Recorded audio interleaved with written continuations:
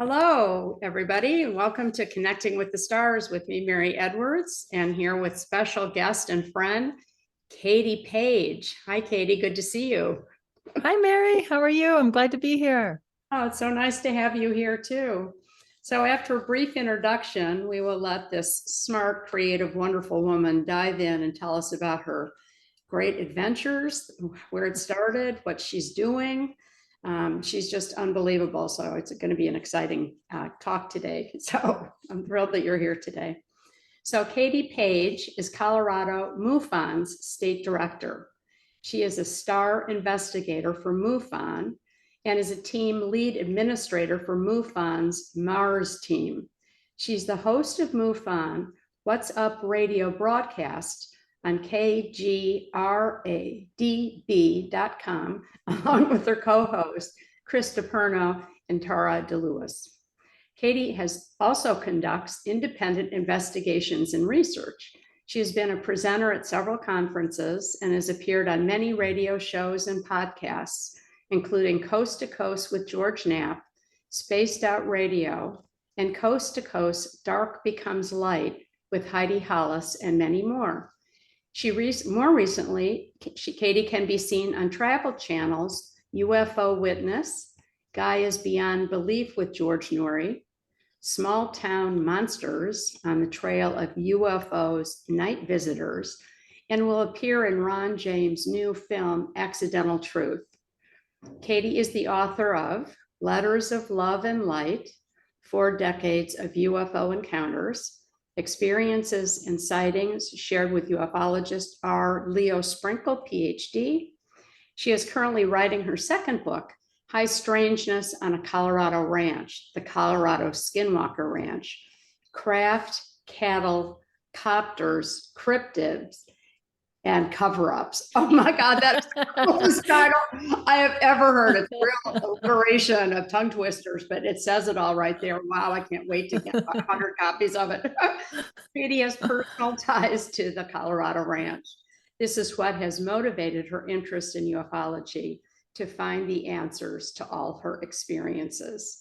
So today her topic is, she's going to be telling us about beyond high strangeness on a Colorado ranch that she knows very well since childhood. So anyway, why don't we just dive in and let you tell your beautiful story. Thanks, Mary. Honestly, this has just been, like many of us, or almost all of us, everybody I meet gets into this topic for their own kind of personal reasons, curiosities. Either they experienced something, saw something they couldn't explain, or they just had a healthy dose of asking those big questions, about, are we alone in the universe, right? And for me, as a young girl between the ages of 9 and 12, I spent some time on a ranch in Colorado. The interesting thing for me is, my older sister and I and my family, we were kind of threatened and warned never to talk about what happened there. So it was very hush hush and very secretive. And I never knew it was ever investigated or anybody knew anything about it. So a lot of us, we go through life when we're younger. I get my college degree, I'm working, I'm raising my family and my kids, but I always had these unanswered questions in the back of my mind, and kind of started out getting really interested into the paranormal world, because as we'll talk about here in a minute, there's kind of this hitchhiker effect. And when I first started back in, early 2012 into this field, I kind of compartmentalized all these different experiences, right? From the paranormal, UFOs was this thing, the cattle mutilations was this thing, and this and that, and they were all kind of separate in my mind. And it wasn't until recently that I really believe now they're all intertwined, and they're all connected. Do you feel that way too? Oh, absolutely. I didn't know, being on craft at 5 and 6 and 10, then my hybridization of 100 kids while I felt pregnant my own child, basically through my teens up till I was 50, and I had my 2 Earth kids. But I was doing the same thing. I saw ghosts, I saw angels. I was raising my family too, and I was a single parent, and my kids are now in their 30s. So I dove into this because I wanted to put the pieces of the puzzle together, because I too grew up with a father and rocket scientist dad who was in the Navy and the US government, and he was never allowed to speak about it. And so we didn't talk about it. And I've just learned this year, really, just really in the last few years have I started putting the pieces of the puzzle together. Thank God that it's all the coming out at this time, so we can actually not feel crazy and put right. I mean, that's a whole other piece of the puzzle too. The more people you talk to, there's that whole military piece. So this ranch, as I came to discover in 2013, I bought a book called Hunt for the Skinwalker by Colm Kelleher and George Knapp. And I bought it because I thought, oh, this is about a ranch. Hunt for the Skinwalker, the TV series wasn't out that so it wasn't as well known then as it is today. And I just thought maybe there would be some commonalities or similarities to my experience on the ranch I spent time on. And I came to a chapter in that book called Other Hotspots.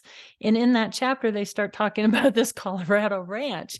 And I knew the names of the family that lived there and the kind of weird, dynamics of that whole situation.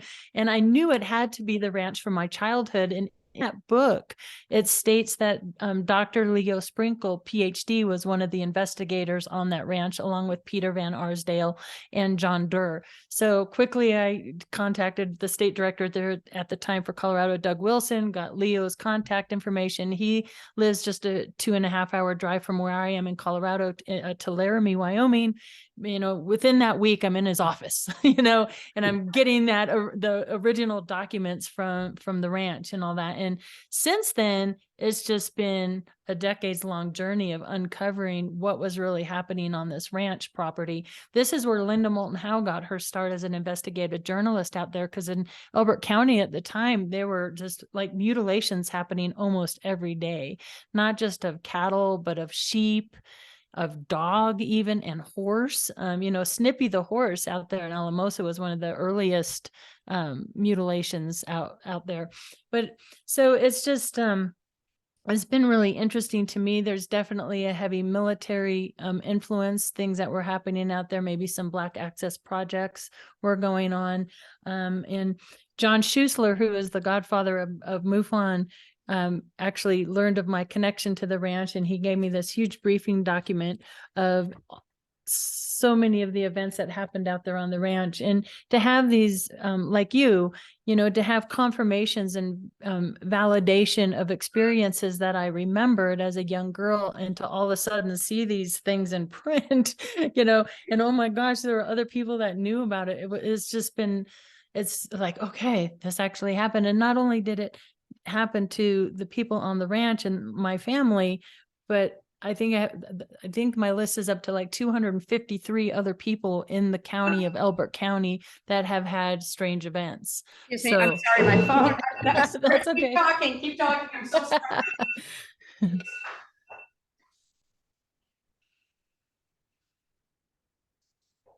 ahead. I'm so sorry. Oh, that's okay. That's all right. I apologize. Sorry, excuse me. So there were some real specific things that my sister and I remembered, from being out there on the ranch property. One of the things that was like a typical spring day in Colorado. And here in Colorado, if you're from this area, we get this wet, heavy snow, but the sun's shining and it's nice, but there's snow on the ground kind of thing. So I actually lived there. I remember in Boulder for 10 years, and I remember those first. I remember the weather, but I also remember Linda Moulton House, some of that amazing things back then. And it always freaked me out too. I mean, it's just unbelievable that you were really there right then. So, and what people have to remember, this was a different time, the late 70s. And they're like, why are you still investigating this? Well, number one, we still don't have answers to all these questions. Right.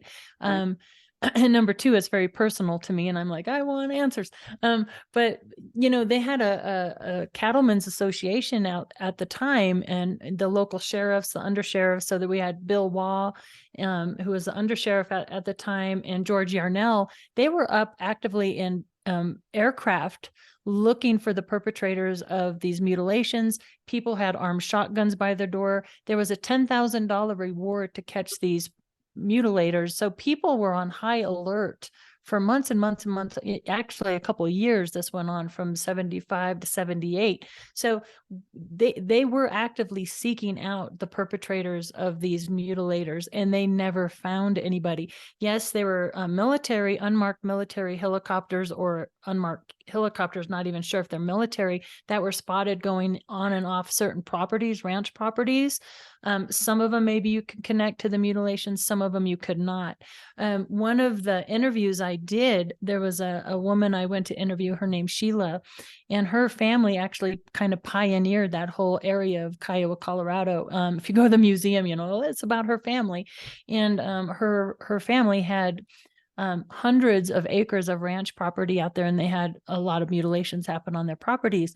But right out of high school in 1978, Sheila moved to Rama, Colorado, which is just very close to Kiowa. And her husband had an acreage in a cattle ranch miles off the main road. And the story she told me just blew my mind. So her husband was out on horseback checking the cows for calves, and he came across a dead calf. And when he approached the calf, it had 4 cuts in a perfect square. And the top of the fur was removed, but the skin was still there, but the calf was dead.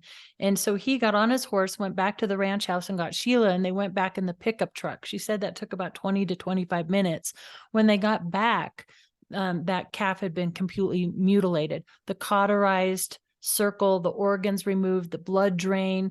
The only tracks that were around that calf were the horse tracks and their truck tracks. There were no helicopter sounds, no other. I mean, they were miles off the county road. She's like, it's not like somebody just stopped by and mutilated this calf. She said they felt like they were being watched. She said it was really eerie. She said it felt almost evil in a sense. So when I hear stories like this from interviews of ranchers that I've interviewed, it can't all be military. There's so many mysterious mutilations that were going on out there at the time. But anyway, back to my heavy snow story. So my sister and I, it was a spring day in Colorado, heavy snow. We're flipping the Frisbee back and forth, me and my big sister, and we look down and the dirt underneath of us is completely dry. Nothing's growing. The snow's on the outside. And we're like, well, this is really strange. Didn't think much about it, kept playing Frisbee, whatever. But later when I got the documents from the ranch, there were actually 2 of these circles on the property, and they measured them. They had them measured, and they were talking about how nothing grew in these circles, and outside of the snow, there were droplets of blood, which is really interesting. So to get those validations through these reports of actual memories we had was really cool. I'm sorry. Oh, I got something in my throat. Let me take a drink real quick. There we go. But the most frightening night we had on the ranch property, it was the boys' mother's birthday. We were out there for the night for the weekend. The adults were playing board games late into the early mornings. And I was the youngest of the kids. There were 3 boys that lived on the ranch, and then me and my sister. So there were the 5 kids. And I was the youngest. We were hanging out in the room, and then all of a sudden, one of the first things reported on the ranch was this humming noise and these bangs from underground. So this humming noise started up, and at that time, all the power in the house went out, and we're all like freaking out. All of a sudden, the bright, I don't even know how to describe it. It's brighter than the sun, bright light out of the window of the boys' rooms. And at that time, this electronic voice came through the whole house, and it terrified us. And it was the voice that kind of warned us. And in this briefing document, I have it marked right here, because when I saw this in writing, because both my sister and I had memories of this happening, but to actually see it in the briefing document, word for word, it said, "Attention, we have allowed you to remain. We have interfered with your lives very little. Do not cause us to take action which you will regret. Your friends will be instructed to remain silent concerning us." And I just remember my mom, my sister, and I, because we lived about an hour away from where the ranch is. So we, jumped in the car and terrified went home that night. But yeah, all these different things happened. There was Sasquatch, Bigfoot creatures spotted on the ranch property, and military presence and unmarked helicopters, and on and on and on, and paranormal things as well. So Wow. So what were your first fears? I mean, were people so what else were other people saying in the neighborhood? Were they Well, validating it too? well, that property has sat vacant for 7 to 12 years. I'm not sure exactly. I've done a little research on the provenance of that actual property itself. It actually sits higher, a higher elevation than any other property in the town of Kiowa. But it sat abandoned for years. So there was already like rumors and mystiques of lights flying on and off the property. There was a rumor of a building that disappeared. The keys were still in the ignition of the truck that sits there. And actually, to this day, there's still all these old abandoned cars. And I remember that going out to the ranch, in back of the house was just all these old cars and this concrete slab, a big silo. And then the back of the ranch house is surrounded by these ponderosa pines. And that's another memory I had out there. Me, the youngest son, and Jack and one other adult were driving in a pickup truck in the back of the house through the woods. We came to this little tiny outbuilding and stopped. We all got out of the truck, and all of a sudden that noise started up, that humming sound, and we look over into the trees, and there's this lit up box. And this box made a noise like bees, like a bee sound. And the closer you got to the box, it would change pitch or tone, and that box would vanish. So they had these disappearing boxes, and that was, and I didn't talk about that for a long time because that just seems so unbelievably strange, right? That these boxes would just disappear. But they had the same experience at the Skinwalker Ranch, and then Trey Hudson at the South's Skinwalker Ranch or High Strangeness Ranch had a similar experience with this weird disappearing box on Fleur. So there's something to these boxes, and they talk about those in the Breakroom document as well. So, and I'm not, I'm not really sure how much of this was actual ET paranormal events and how much of it was military projects. And where I am right now, I think it's about 50-50. I do believe, because I always ask that question, chicken or egg, like, was the military out there investigating the paranormal, or did they cause some of the activity? You know what I'm saying? Right. Yeah. And I think that the military was out there investigating what was happening. One of the really interesting things that was reported was there were 2 interceptors that crashed out there in pursuit of a UFO. And at one of the conferences in Laughlin, I ran into Richard Doty and asked him, number one, if he was aware of, you know who Richard Doty is. I was there at that same conference. Oh yeah, you were at that conference. Yeah. And he said, yes, he was aware of that property, which was interesting to me, just first off. Secondly, he said, if you want to get information about those 2 interceptors that crashed, to FOIA Kirkland Air Force Base, which I did. And I got this back in the mail. And it's actually very thick. Wow. I know. And what I took out of this, I mean, look at this. Wow, amazing. I know it's really incredible. But of course, when you get to the juicy parts, it's all blacked out. The transcript part, where is it? Right here, you get this. But what's interesting is they list the causes of the crash. And so supposedly this was an instructor and a student that left Buckley Air Force Base at night. Buckley is now Space Force, okay? And they were flying over residential areas. And according to this report, there were 255 live rounds of ammunition on board, okay, which to me doesn't make any sense. And I've talked to people in the Air Force that says that's not typical. And what it says is that the instructor saw a beacon of another aircraft, but nowhere in this report does it identify what that aircraft is. It doesn't say it was a Cessna, a this, or that, or the other thing. It only mentions it one time in this whole report, that he misidentified a beacon of another aircraft and then ran into the tail of the student's aircraft, and both of them went into a tailspin. Both pilots ejected and both pilots survived. So it kind of falls in line to me with In Pursuit of a UFO. And actually, when I interviewed the widow of Bill Wall, the sheriff at the time, they were up in aircraft quite often looking for these, the people perpetrating the mutilations. And he had a close encounter with a UFO while he was up in his aircraft. So close, in fact, he could see figures in the craft, and it just shot off 90-degree angle and was gone. Wow. Did he see what kind of craft? I mean, could he identify what kind of craft, or little grays, or could he tell, or was it just a shadow? He couldn't tell. He just saw Right. that there were like figures in the craft, and it went at 90-degree angle, was out of there. So, so getting that interview from his son and his widow Jean was invaluable, because they witnessed so much to themselves. And this is the local sheriff. In fact, the local sheriff actually witnessed one of these boxes on a hill, and he saw it there. It was a box. It had the lights just like as described on the ranch property, and he didn't want to approach it by himself. So he went into town to get a posse sheriff to come with him. When he went back to the location, he said not only was the box gone, but the tree that was next to it was gone, as if they went into the ground. So I don't know if there's some sort of interdimensional something going on at this property or what.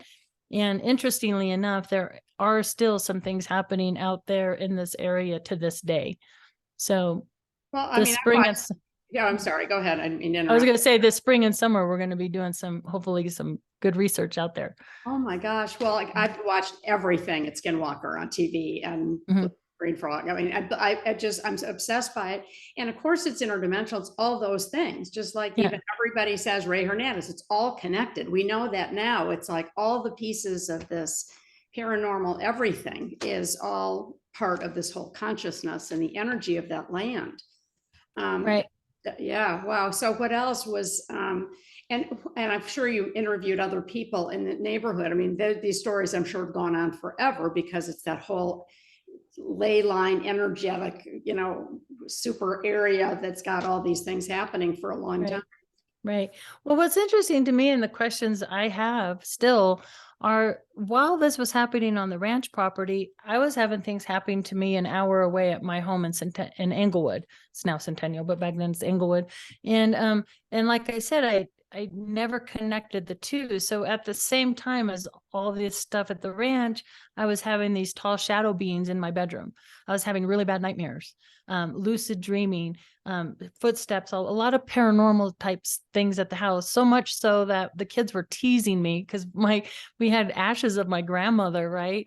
And you know how kids in elementary and junior high school are chocolate grandma milk, they were just, because I thought it was maybe because of the ashes in the house. But now looking back, and I'm hearing these same sort of hitchhiker type effects for people who visit Skinwalker and other high strangeness locations. I'm wondering if it wasn't connected to what was happening on the ranch. Same with these, I had a blue basketball size orb in the corner of my room, things like that. And, I never slept alone. I always slept with my big sister. We had the bed against the wall, check under the bed. The closet always had to be closed, all those kind of fears. I was always afraid of being taken. I had to walk back and forth to elementary school, and if a car drove by or a motorcycle drove by, I would pretend like I lived at the nearest house and walk up to as if I lived there, because I was terrified all the time. So this was a really frightening time for me. This wasn't like a pleasant experience. It was all very, very scary. And then to be told never to talk about it made it even worse. Well, I had that too. I mean, after my dad was on the craft the first time I ever went up with him, and I said, just the last few months, as I said, I'm finally talking to him. He passed about 10 years ago. And I said, why didn't you ever tell me? And he said, I was told to shut up or we'd all be dead. He said, I was in the Navy. He said, I was in the World War II as a lieutenant and Navy pilot. I went back to Princeton when Einstein was there, and ended up working with Einstein and all the way up to the Manhattan Project. Then he was working with the US government, with Woodruff and Edwards, which was one of the companies my family owned, and in this big aeronautical aerospace company, with the US government and with NASA. And Werner von Braun was working with them for many years. So it was, and I only get it now because people are starting to talk about it. And I've had about 10 conversations with him now that he said, I'm so glad. You're like a medium? Are you doing that through a medium? I do that through a medium. And my sort of archangel, Metatron, who I've been talking to a lot recently, I've always had, after that, I had like 100 eggs taken from me at 5 and 6. Then I went up at age 10 on one of the huge craft and had a lot of stats and information put in my head. And at that time I went out to Mars and Jupiter and Pluto. And I get told about those. I know I've been off planet forever and hundreds of times, and I've been to, but anyway, I can't communicate with, I've been asking my whole life, but I finally found a rocket scientist turned mystic, like what my father was. So I've been talking to him for 4 months, as I've mentioned to you. And he just said, I'm so mad at you. I'm 75 years old. I've been waiting for the whole stupid 70 years since you were talking at the dinner table every night about the Russians and Sputnik. And, they designed and manufactured heavy rocketry, reentry systems, nose cones of rocket ships, all the parachutes. They were doing testing. All he ever did was say, I'm down in White Sands. I said, where have you been for 3 months? He'd say, White Sands, or, Cape Canaveral. And, I was always told about the normal stuff that we'd see on TV, but never about the secret space stuff. And I didn't know until the last few months that he was taken by his father, like Dad took me, and I was the middle of 3 girls. His dad, his brothers, and his father were rocket scientists, went to Choate in Princeton, Northwestern, but I was the only girl. And on my mission since age 9, when I wrote NASA to become the first woman astronaut to work at NASA, and I actually finally did, even with an art and interior design and architecture degree. I mean, I finally made it on my mission. But I said, I'm mad at you my whole life. Why the hell didn't you tell me? He said, I was told to shut up. And I said, why did Mom ever say anything to me? And then she sort of piped in. And she said, I wasn't allowed to either. And I said, well, why me? And they said, well, you were the only one with the wiring, and we were not allowed to. And I said, so those men in black were real that I saw in our house. Senator Percy, who lived next door, and when they come over with presidents and ambassadors and all these people, I said, I was watched my whole life. I was terrified my whole life. I used to hide anytime people came over. My mom was really social. My family was a big deal. I was always hiding out in the little patio. I mean, in this little where we put all the bicycles that I turned into my studio when I was like 5 years old and started painting, because I kept saying to my parents, everybody's watching me. And I was watched. I know now that I was watched my whole life. And my sisters thought I was crazy, and my parents never talked to me. Only one maid. We had 3 live-in maid with us our whole childhood, and the only babysitter was from Des Plaines near Kenilworth, where I grew up. That's interesting. Would take me out on the patio, because we had a big house right on Lake Michigan, and all these fancy people lived around us. But I just wanted to be in the water. Water was safety to me. Water was my God. Baha'i Temple was down the road, and I'd leave church with my parents, and I'd zoom on my bike, and I always found peace at Baha'i Temple down the street, or in swimming in the water, because that was the only place I felt like I wasn't going to get attacked or watched. And they would literally, because they took 100 eggs. They took 998 eggs actually over about in those 5 and 6 year old, because of my DNA background. And then they were watching me, and I was like the girl, and then my daughter worked at NASA. So they've been watching 94 generations of us. But I think it's so interesting that you have felt watched all your life. And I also find it interesting, the parallels that you and I have and others that we've come to know, this Des Plaines, Illinois, Lake Geneva, Navy, government, NASA. I mean, there are 3 of us that we already know right now that we grew up like a few miles away from us. And this babysitter was from Des Plaines. That's wild. She would come at 5 and 6, and the 2 of the maids would take care of my sisters, but she was for me. And she'd say, come on, Mary, we're going to sit up. We're going to sleep in sleeping bags out on the porch, look at the stars like you do with your dad. And we're going to hopefully see a UFO zoom through my legs like it happens. And I'd say that to my parents, and they'd say, oh, Mary, you're just really creative. You're out there painting rocks with orbs on them. Like my paintings that I was doing, which was my validation. I have it in the other room. But they'd say, oh, well, and my whole life, even on both of their deathbeds, this is me. There's my orb. This was a rock that I painted at age 5. And these 2 paintings I have in the other room. And I said to Dad a few weeks ago, I showed this picture to him, and I said, are those orbs? Because I've been carrying, those are the only things I've had in like 50 moves all over the world and in many houses in California for the last 40 years. But he said, no, Mary. He said, those are Palladian organic shapes that are designs of spacecraft, not paintings of planets. I didn't know if they were orbs. Oh, that's interesting. He said they're 260 feet wide, hold about 30 beings, have multiple rings with colors, and they can shift size and color. He said that's what took us up. And he said they saw it on the first trip of space together. I've been carrying these reminders around for me forever. So anyway, those were my So own interesting. validation that I just heard about. So anyway. That's so interesting. I brought back a memory. You just brought back kind of a memory for Oh, me. good. And when I was learning to write, back when I went to elementary school, we did the cursive, Right, in the over and lines. over and over on these on the lines. Yeah. And I would always write in symbols like this. I did too. I did hieroglyphics in vertical. Yeah, I did. I wrote hieroglyphics in vertical. And so does And my daughter, who worked at NASA too, who's a global community manager at Salesforce. I go, Lizzie, do you realize that I can't believe you did that too. And I was always vertical. And they just said, you're vertical. dyslexic. And I am dyslexic. Yeah, I'm dyslexic too. And ADHD, PSTD. Yeah, all that. Me too. We have so much in common. So I have a very good friend of mine. I'm not going to give his name since this is on screen, but he's been on. We have a lot in common in that regard too. And so him and his wife. And I was at his house for dinner, and I was talking about like, oh yeah, and I have this one symbol in particular that I would draw over and over again. And this particular guy said, "Oh, I did too." So his wife handed us both little sticky notes and goes, "Okay, you go upstairs and you draw yours down here. I have them right here. You have to see this. Hold on. I have to see it too. Oh my God. I have so many goosebumps right now anyway.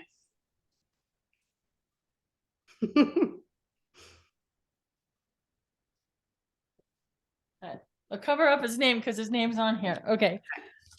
His name's on the sheet, so I need to make sure I cover it. So we did the big reveal. We'll go, okay, you show me what you drew and I'll show you what I drew. So here's mine. I don't know if you can see this. Okay. Oh my God, I've been doing that on Ricky Rack my whole life. Here's my friends. Oh my God.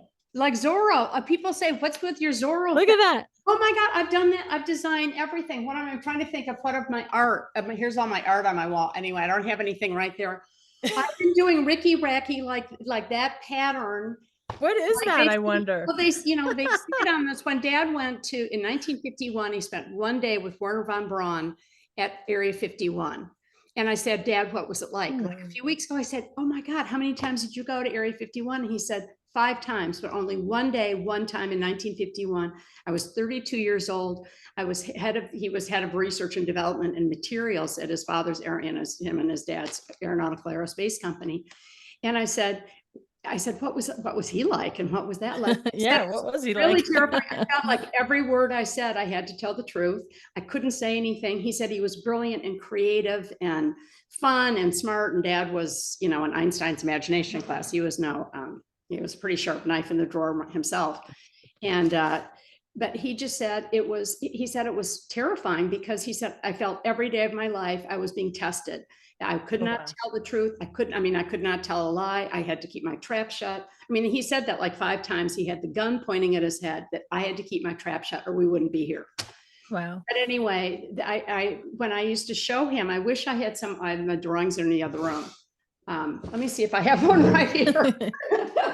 Because I paint and I draw. Now I do a lot of these kind of drawings. Oh, interesting. Okay. And people say they're all, it's all about water but I have some with all that same kind of pattern. But anyway, I said, did you ever see some? So I said, what samples were you looking at? And he said that there were, I just put it in this book that I put together recently. He said,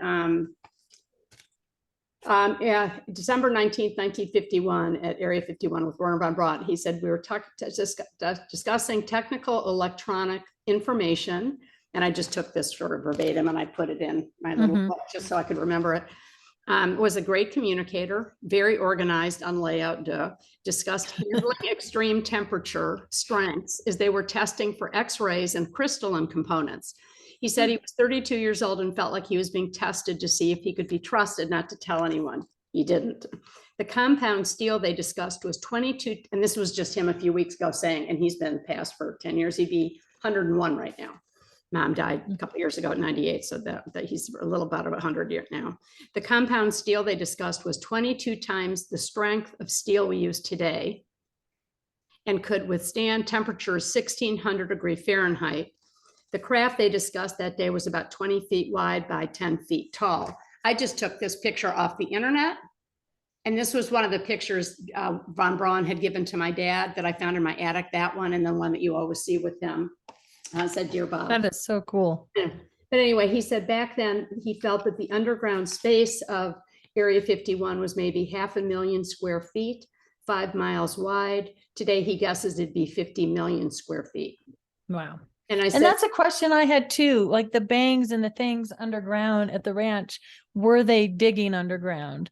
Yeah. We know the Titan missile silos were out there, Air Force Academy, their property actually went further than it does today on the old maps that I pulled up. So, you know, how much of this, were they digging under there? You know, you hear Dulce, the tunnels under Dulce.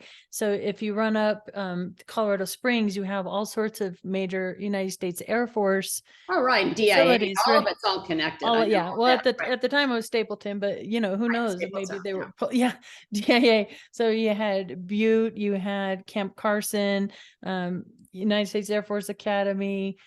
So all these different things. And when I went to Dr. Sprinkles to get the files on the property, there were notes in Leo Sprinkles' handwriting that there was a person, and it was redacted out, Warren Blank from Camp Carson was on the ranch property, and it said he felt something take over his mind, made him walk towards the woods, the ponderosa pines in the back of the house, would release him. He would run back to the house, and it did this to him 5 times. First of all, why is there somebody from Camp Carson on the ranch property? Why is he feeling like something's taking over his mind and basically making him walk hypnotically towards the back of the, you know, back to the ponderosa pines, what was back there? It just speaks to me like MK Ultra, mind control, black access projects. It was, well, Misha Johnson and other people have told me, I've been part of my lab since I was 3, and not MK Ultra, but I was part of a robotic one too that several people have told me, and that's why I have PSTD. I finally got tested a few years ago, and they said I'm 90. Actually, Emery and Randy told me about a place to fly down to a couple of years ago in Long Beach. That's one of the top anywhere. And I spent a whole day there getting tested, and because I wanted to know everything, because I just coming out of the closet right now after being scared to death about, I just couldn't help it anymore. Yeah, coming out of the ET closet. And they just said they got called somebody in their office, and they did the PSTD test, and they said, you're 89% dysregular. How are you even functioning? And I said, I don't know how I did my whole life. If it wasn't for the Pleiadians, Arcturians, Sirians, Andromedans, and all the help that I've had from birth, I would not be here. I mean, the support and the love that I've gotten. And then when the Archangel Metadron said last week that I am here to help others, and that I spread color and light and art, because I've been going off planet forever doing these inside of habitats since like 10 years old. But more, I mean, I've been off. I was at the Sun last week. I was at Pluto the last few weeks, but so I asked Dad again, what were the samples like that they were looking at? And he said, they kept saying, how do we use the samples? He went with 5 scientists, classified Air Force brass, and several smart university professors. He didn't say who, and he said, I'm not going to say who, and I'm not allowed to say who. You know, I'm up here. He said, I'm still not going to. And I said, well, what was it like? And he said, he said that every time we went the 5 or 6 times, he went back. The next year, the following year, 3 years later, 4 years later, 6 years later, they discovered all about the materials, the skin of the craft samples. He said they went down long. He said they met in long, and he never used to say long more than once in his life. Underground and long claustrophobic corridors with many long flights of stairs to deep, dark, secret areas. He said it was really confusing, really dark, and very hush-hush. And he's always said that. And so are they getting metamaterials? Are they back engineering craft? Are they? That's what they were doing. Yeah. I mean, that's what they were doing. And he said, they kept saying, how do we use the samples? I mean, the Air Force and everybody to Dad and Braun, and then the other guys. And then Dad was going alone for 5 more times. He said, how do we use these samples? How do we recreate them? They asked. He said they actually had 20 to 30% of parts from the craft, the sheet metal. He said some of them were in 2-inch long samples for their viewing and discussion. They were trying to figure out what the materials were, of course. And I said, well, what would they be called today? And I took physics for architecture school. I said I might know a few of those things. He said today they might be called zirconium or possibly unalloyed titanium, iridium, or indium, according to some. And then he went back in 1952, and he met with several Air Force more scientists about nuclear components. Because remember, I told you he worked with Einstein, and he started working on back then in 52. It was starting to get into more scary stuff. He said about nuclear components, and one of Dad's company, one of his 10 companies, was doing a lot of nuclear thing that I've been hearing about, and I sent you that article. But he said more metallic materials could be used in nuclear weapons. And then he said in 1954, they came back to see a crashed saucer that nobody else had talked about at all, damaged area thin, that were hauled inside. Live or dead beings were not mentioned. I said, did you see any live or dead beings? He said they were learning about materials and electronics. They would not talk about if they were alive or dead beings at all. I said, come on, you must have heard something. And he said, yeah, hush, hush, like, you know. Materials, he said, again, were just fantastic, unbelievable in terms of strength and heat resistant that could not be damaged, a crystal structure we couldn't duplicate. And then I said, what was it like when you went back in 1961? And he said there was more pressure on missiles. That's all we were doing was testing missiles and atomic bombs to perfect. Then Kennedy was taken out, or his words, that Kennedy was taken out. Do you ever recall him mentioning anything about quasi crystals? Yes, I do. Oh, let's get on. Let's talk to him in the next few weeks. I'd love to. I'll get you on the call with my friend that can talk to him after 50 people. Let him, he wouldn't let people talk to him because I can't. Because every now and again I have strange things, and I don't consider myself a psychic or whatever, but I've had some very powerful psychic events with close friends happen to me that were validated for me. I oftentimes I use the term plug in, and I plug in and I unplug. Me too. And that's how I describe it, because when I'm plugged in, it gets a little overwhelming. And when you're dealing with, especially people who have crossed over or loved ones, I think it's difficult. For me, it's very emotional. I don't know how to maneuver it. So I'd rather just be unplugged than have to have that happen. But another thing I do often, and I have since I was very young, since the time at the ranch, is lucid dream and interact with my dreams and control my dreams and And for a few months, years ago, I have it journaled somewhere, I was dreaming about, and I had never heard of it before. I didn't know what it was, but it was quasi crystals. And I was told to get this 9-inch aluminum plate, and I needed to put a spiral in it and get 9 of these crystals with aluminum wires, put it in water and play a certain frequency. Sounds crazy, I know. No. But it was so persistent in my dream. I'm finally like, hey, my husband at the time, I'm like, can you make me like a prototype of this thing that I'm supposed? But the thing is, we can make man-made quasi crystals like what's in Teflon pans or whatever, but to get a natural quasi crystal, there was only one discovered, I think, in a river in Russia, and it's from a meteorite, this natural quasi crystal and a natural aluminum. But I know, something deep in me knows there's something to that. That's an important piece of something. Well, I've had dreams my whole life. Can I take a picture off the wall? Well, I found out that in Atlantis, I was a female doctor who was using crystals and reaching into people's bodies and doing it. At Atlantis, I was an architect. I've been 60 of my, I've been tracking my healing and design background of wanting to help heal people, how I do it. Awesome. I don't have some of those gifts that other people do either.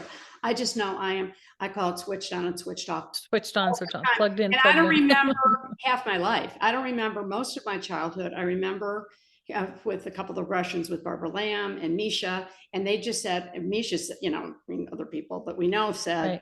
You, no wonder you can't remember anything. But I've been asking, and I've been asking for my whole life that I want to remember. And Metatron, or Angel Metatron, recently told me too. He said, Mary, because you go off in spirit. I mean, it's the first time I've heard this, like last week. He said, He said, you can't remember. I said, I get little glimpses like I did.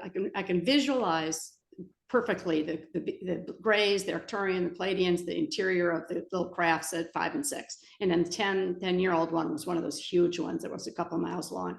I can remember a lot of that, but I don't remember a lot of these other ones. But he said, you can't, because you're in a whole different spectrum when you go up there. He said, Oh, interesting. you don't need to. And I mean, I've been asking for this for years, because I've been off 162 times, according to all these different people I've talked to over the last few years, because they need me, they want me more to help on these interior habitats all over the solar system. That's one thing. So in the pursuit of information on the ranch, I went back to Dr. Sprinkle's archives several times. Oh, what is that? This is what I used to see when I was little. Maps, crystal cities. Sorry, this is framed. But it was, and then I added it. And I used to have these dreams when I was a little girl, zooming through, I guess it was underneath the pyramids, because I'm obsessed by Egypt. But anyway, I saw these crystals everywhere, and pools of water, and maps. I just smushed all together during COVID. I was stuck at home, and I couldn't. That's an awesome piece. That's really interesting that you have that as well. No, I'm obsessed by crystals too. I have them all over here. So I wrote the book Letters of Love and Light, because what happened with this, when I went to go selfishly research my own ranch property, what I ended up doing is I got lost. So Dr. Sprinkle had 72 boxes of his work, 4 decades of this doctor's work on ET contact. Okay. So I got lost in these boxes of letters, and in a lucid dream one night, the book title came up, Letters of Love and Light, because Dr. Sprinkle would always sign his name, Love and Light, Dr. Leo Sprinkle. And I thought, if I found these letters interesting, I think other people would too. And I kind of spent 3 years taking pictures of the letters and then pulling out like the most interesting, juicy parts of the letter. And I compiled them all in this book.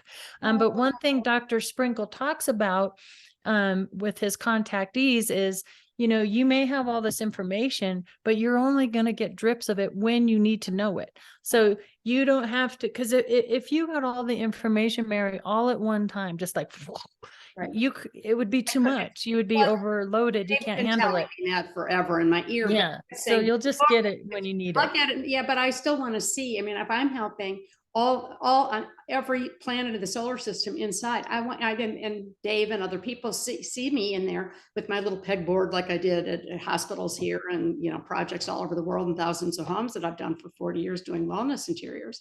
And I've taught kids forever, and adults, and I'm teaching art.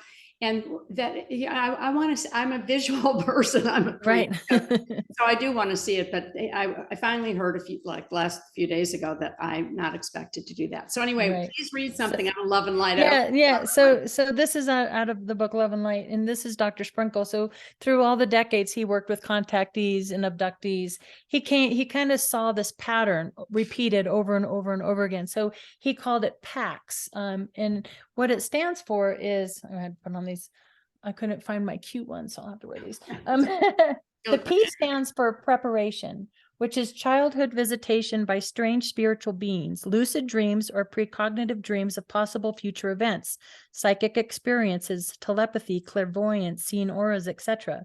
Now the next step is abduction, the A.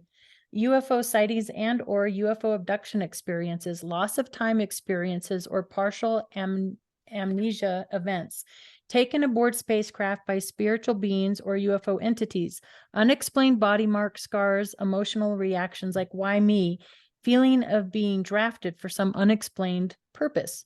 The C stands for contact, adult visitations by spiritual beings or spiritual guides, mental messages about a duty or a mission, psychic experiences, lucid dreams and or precognitive dreams of possible futures. Emotional reactions, why me, purpose of visitations, feeling of volunteering for special mission or task. The T is training. It says, then you get an obsessive compulsive behaviors, reading, traveling, visions, reading various materials, including uninteresting materials like scientific journals, change in personality, feeling of being monitored, implanted knowledge, review of possible past lives. And then the last one, the S for PAX, is service. And I think this is where I might be and where you might be right now. It's where you're channeling verbal or written information from spiritual beings or spiritual guides, serving as a messenger by conducting research, talking to others, providing instruction, healing, or assistance to others, working to minimize planetary difficulties, giving assistance to humankind, feeling that one knows his or her task or purpose in life. So I thought that was interesting, that PAX. Fascinating. And why they kept telling me for 15, 20 years, write a book. Why I didn't have anything to write about. I mean, and now that you do. when I asked Barbara Lamb to do this stories of friendship and learning between humans. I love that book. But I mean, and I said, what next? Like, what am I supposed to know? And they just said more. I said, more what? And they said more of everything. So I'm doing another book. I'm going to be working on a comeback. But it is really obsessive compulsive. It's really scary. But people go, what do you do all the time? And I go, well, now I'm doing this sort of TV show because I want to share other information. And I've never felt so, I'm like I've been an FBI agent my whole life anyway. Yeah. And it's true. You get into this just where you're gobbling up everything you can gobble up, books and documentaries and everything like that. And then for me, I got to a point where, okay, I've spent almost 10 years researching the ranch and getting documents, because a big part of me, I'm a researcher. I like the documents. I like to see things on paper. I just like that groundedness. And I got like, now what do I do with it? Well, now you have to share it with people because it needs to be known, and we still don't have all the answers. And my favorite part of doing any of this, doing podcasts, doing, conferences and speaking and these shows and that, is almost every time somebody new will come up to me and have another little piece of the puzzle or another idea.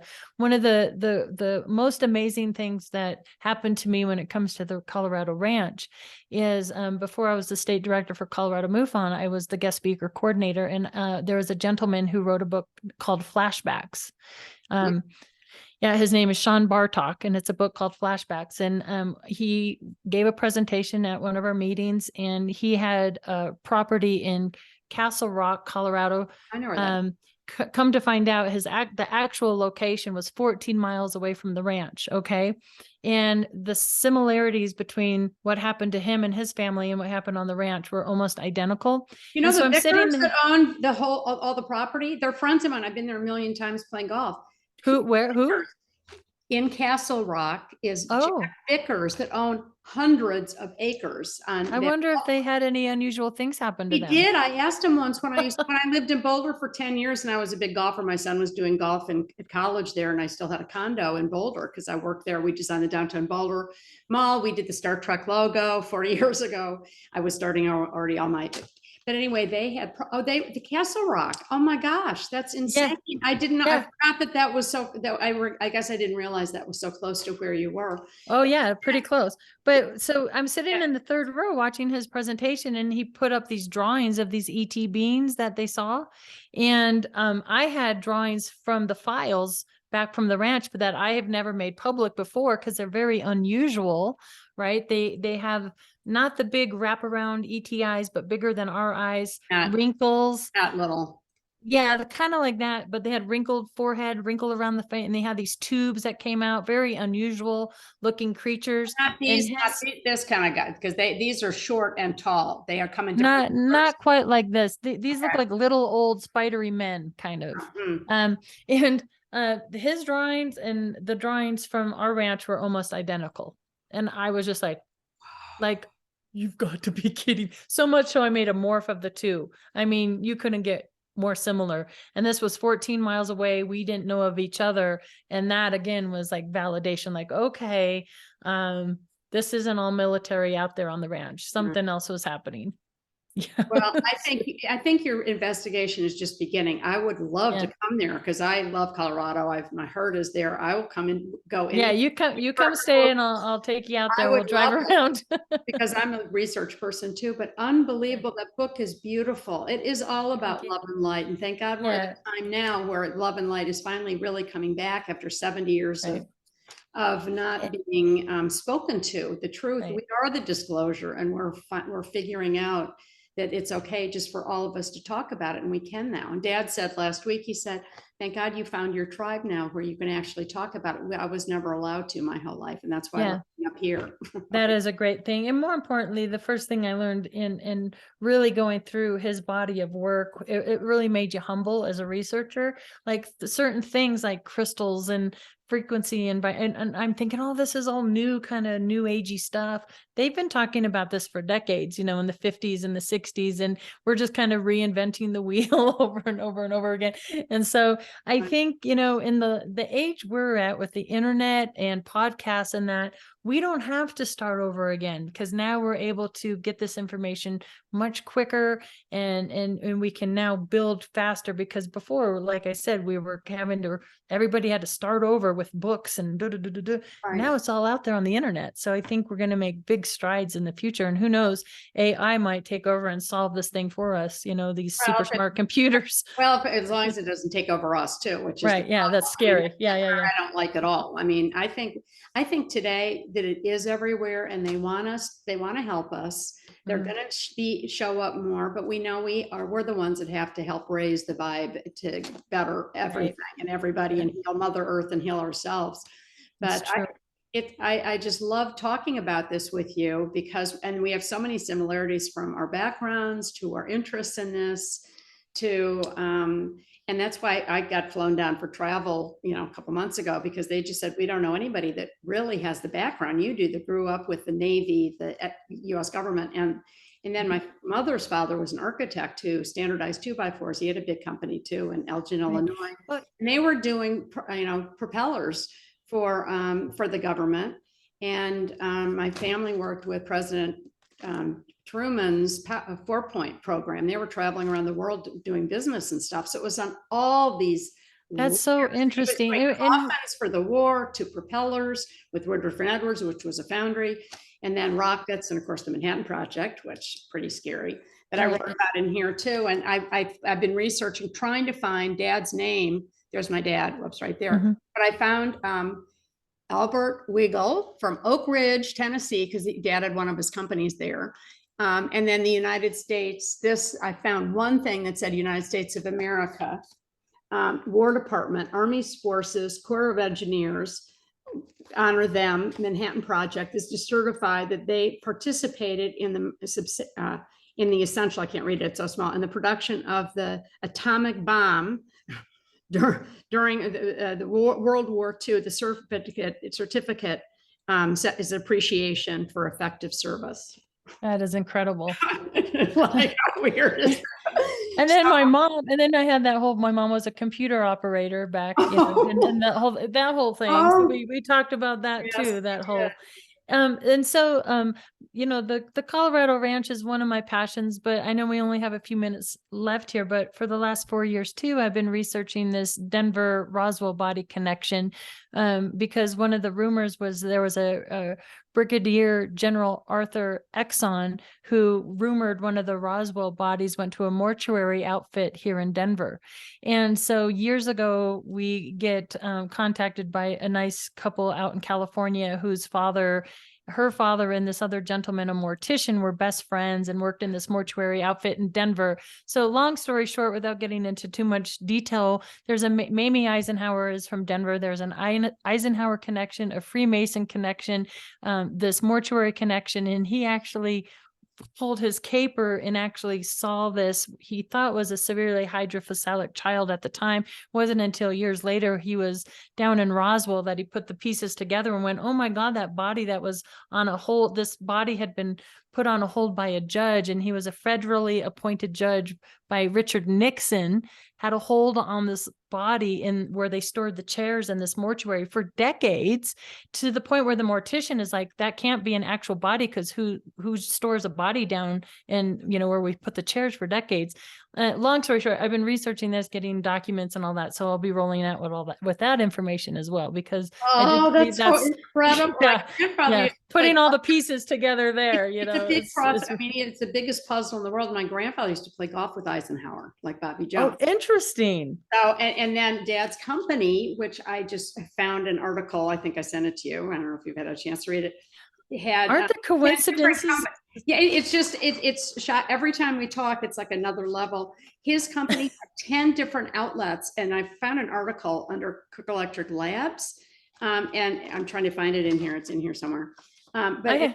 one of the locations is in by like Dayton, Ohio. And I thought, why are there 10 huge companies, kind of as big Right, Pat. companies, ones, you know, war things, products, this, I mean, all Was these. it right, Pat? It was, and so I just seen a History Channel. It was like the whole thing on Wright Patterson. And I asked him, I said, oh my God, I said, Dad, busted, I found you. So some of these, where is it? How can I not see this? Okay.